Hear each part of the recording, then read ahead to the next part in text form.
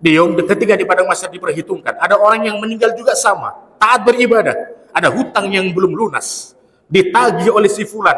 Ya Allah, si fulan memiliki hutang dengan saya dan dia tidak bisa membayarnya ketika hidup, dan saya minta amal baiknya. Lalu Allah memerintahkan, ambil semua amal baik si fulan yang bisa kamu ambil. Semuanya diambil. Ketika diambil semua, rupanya Allah berkata, Allah berfirman, tinggalkan, jangan kau ambil pahala dia selama bulan Ramadan. Karena walaupun dia mati punya hutang, maka pahala di bulan Ramadan tidak bisa diganggu gugat. Baca Quran dia di bulan Ramadan itu miliknya. Sholat tarawihnya itu miliknya. Sedekah dia di bulan Ramadan itu miliknya. Apapun amalan si fulan di bulan Ramadan tidak bisa diambil. Tetapi di luar Ramadan silahkan kau ambil sebagai ganti. Ia tidak bisa membayar hutang selama dia hidup. Tapi para jamaah jangan salah tafsir pula. Gara-gara mendengarkan keterangan saya hari ini, yang punya hutang udah menganggap sudah berpuasa di bulan Ramadan, amalannya banyak, berarti hutangku nggak perlu dibayar. Jangan salah paham.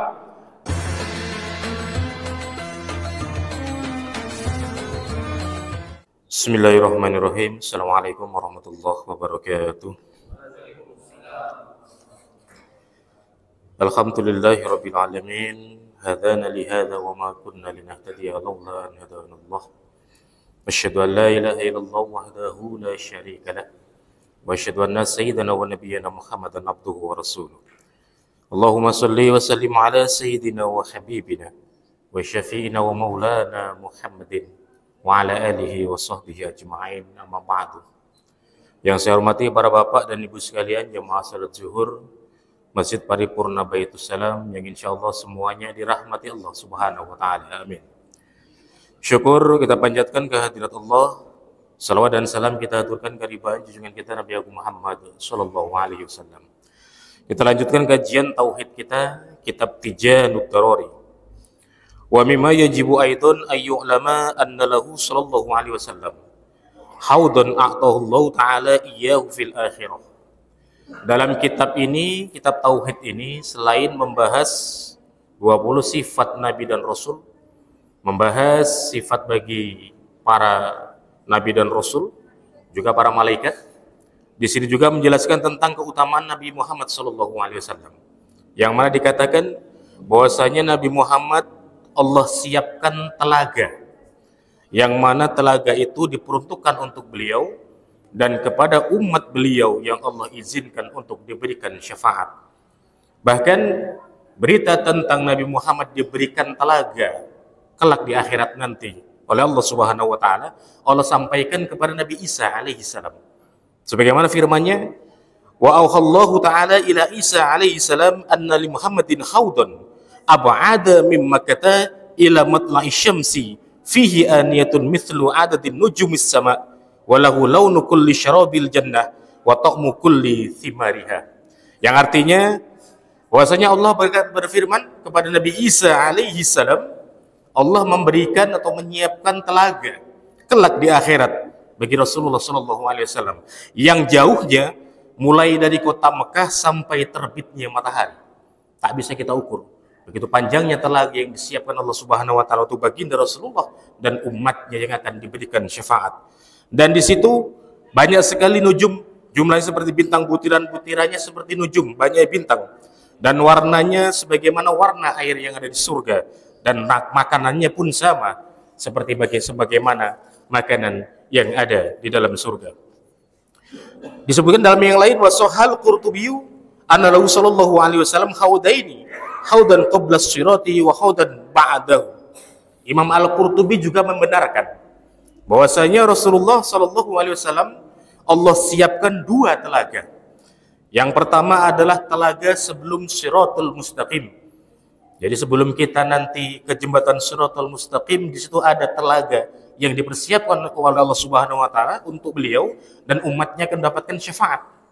Jadi kalau yang akan mendapatkan syafaat akan diberikan minum dari telaga tersebut sehingga bisa melalui jembatan Shiratul Mustaqim dengan selamat. Bahkan dalam Daqaiqul Akhbar dijelaskan ada 10 golongan umatnya Nabi Muhammad SAW yang selamat melewati jembatan Shiratal Mustaqim. Tentu tidak akan dibahas pada saat ini pada bab yang lain. Itu hanya sebagai gambaran saja. Jadi telaga yang pertama sebelum Sirat dan setelah melewati Sirat, itulah telaga yang kedua yang disiapkan oleh Allah Subhanahu wa taala kepada baginda Rasulullah dan umatnya yang mendapatkan syafaat.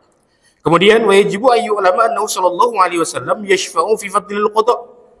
Allah memberikan keutamaan kepada Rasulullah untuk dia bisa memberikan syafaat pada saat penetapan Allah Subhanahu wa taala. Satu contoh, umatnya Muhammad ditetapkan masuk neraka. Tapi rupanya karena ada pertimbangan Nabi Muhammad sallallahu alaihi wasallam, amal kebaikan yang ia lakukan bisa menebus dosa dan kesalahan, bisa jadi orang yang tadi ditetapkan akan diselamatkan oleh Rasulullah atas izin Allah Subhanahu wa taala. Dan itu memang diberikan Allah kepada Rasulullah, tidak kepada nabi-nabi yang lain. Rawiya annahu idza jama'a Allahu an-nas fi sa'idin wahidin yaumal qiyamah aqbalatin nar yarakabu ba'duha ba'dan wa hazanatu yakufunaha 'anil nas wa hiya taqulu wa 'izzati rabbi la yakhliyanni baini wa baina azwaji. Dan nanti setelah hari kiamat, ditunaikan oleh Allah Subhanahu wa taala, kita semua dibangkitkan. Di sana kita akan berkumpul.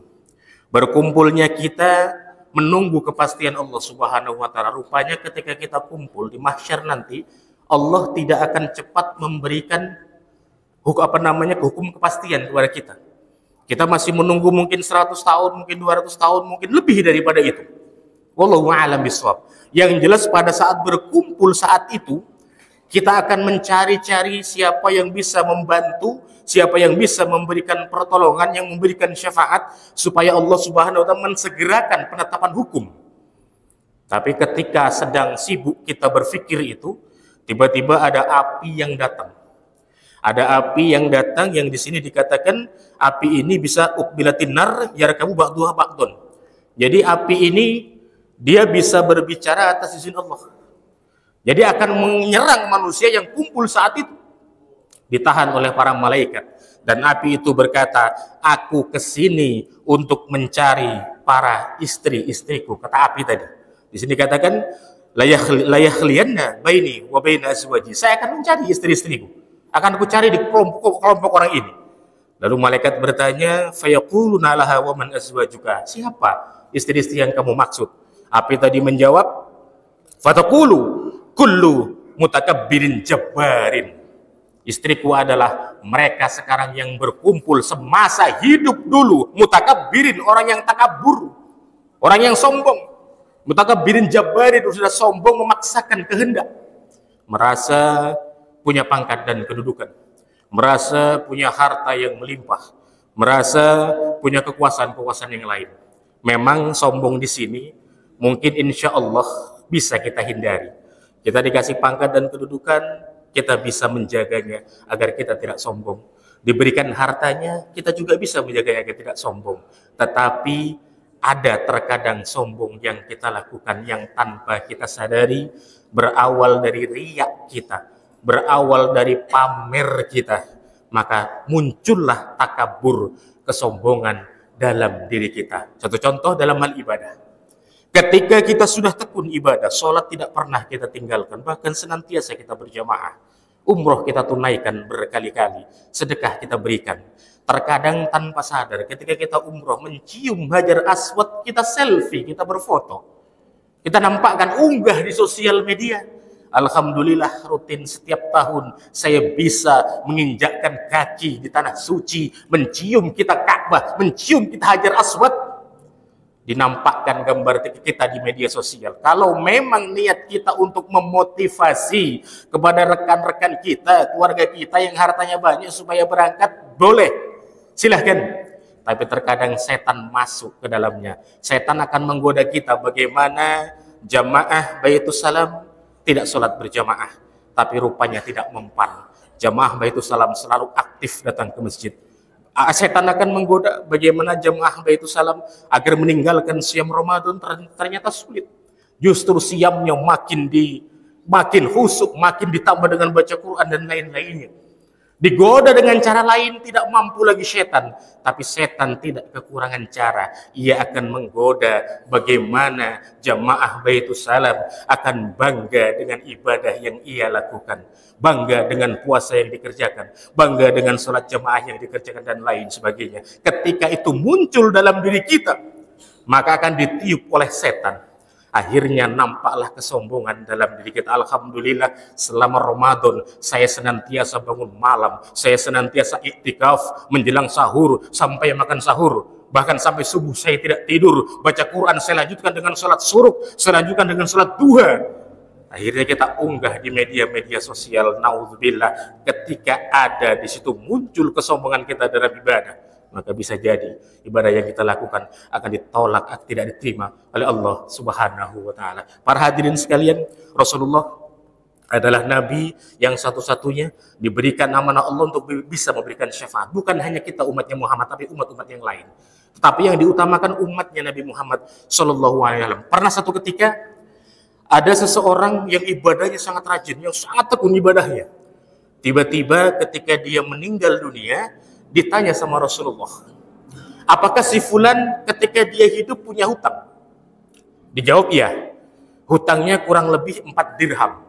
Lalu Nabi berkata, silahkan kalian sholatkan. Saya tidak mau menyolatkan orang yang mati dalam keadaan memiliki hutang. Lalu setelah itu datang malaikat Jibril alaihissalam. Wahai Muhammad, Allah memberikan salam kepadamu, bahwasanya Allah memerintahkan agar engkau menyolatkan jenazah si fulan. Nabi bertanya, kenapa saya disuruh? Padahal dia memiliki hutang. Hutangnya sudah dibayar oleh Allah Subhanahu wa taala. Kenapa? Karena setiap ba'da sholat subuh, si fulan membaca surat Al-Ikhlas sebanyak 11 kali. Dia tidak benar-benar tidak mampu memiliki harta untuk membayarnya, tapi itu yang bisa dia lakukan. Karena itu, sebab itulah keutamaan dia membaca suratul Ikhlas ba'da sholat subuh sebanyak 11 kali.